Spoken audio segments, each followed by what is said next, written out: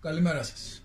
Θα σας δείξουμε πώς γίνεται μία καρέκλα να φτιαχτεί, η οποία είναι χρονολογίας, είναι φτιαγμένη πάνω από 55-60 ετών. Πώς γίνεται να φτιαχτεί από κάτω, χωρίς να πειράξουμε υφάσματα, χωρίς να πειράξουμε τίποτα. Εφόσον βέβαια είναι σε μία κατάσταση τέτοια που μας το επιτρέπει.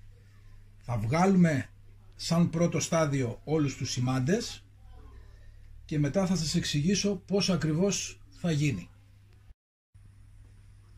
Εφόσον λοιπόν καθαρίσαμε πολύ προσεκτικά όλο το κάτω μέρος της καρέκλας και βγάλαμε όλες τις πρόκες, τις κοσκινόπρόκες που είχε, βλέπουμε ότι η λινάτσα εδώ μέσα λοιπόν είναι σε ακόμα καλή κατάσταση και μπορούμε να κάνουμε αυτή την εργασία που θα κάνουμε τώρα.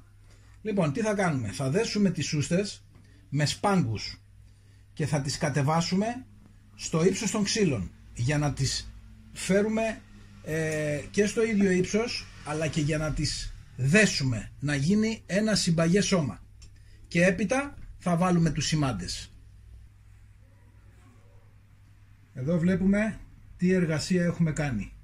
Δένουμε τις σούστες πάνω στα ξύλα για να είναι συμπαγές, για να μην κουνιούνται ποτέ, για να μην φύγουν ποτέ. Κοιτάξτε πώς ακριβώς γίνεται.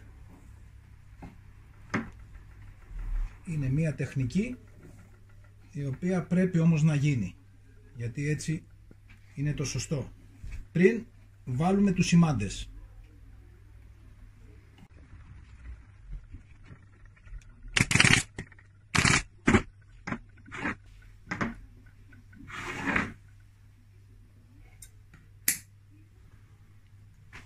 Και αφού λοιπόν δέσαμε τις σούστες και έχει γίνει τσιμέντο εδώ στην κυριολεξία, έπειτα θα βάλουμε τους σημάντες.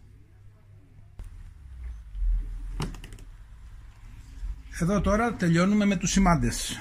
Εφόσον δέσαμε τις σούστες, μπήκανε και οι σημάντες και έχει γίνει τώρα η καρέκλα για τουλάχιστον άλλα 20 με 30 χρόνια ζωής. Και τώρα θα σας δείξουμε σε λίγο το τελικό στάδιο που θα βάλουμε και φόδρα να τελειοποιήσουμε όλη τη δουλίτσα μας. Και εδώ βλέπουμε την καρέκλα τελειωμένη. Καινούρια.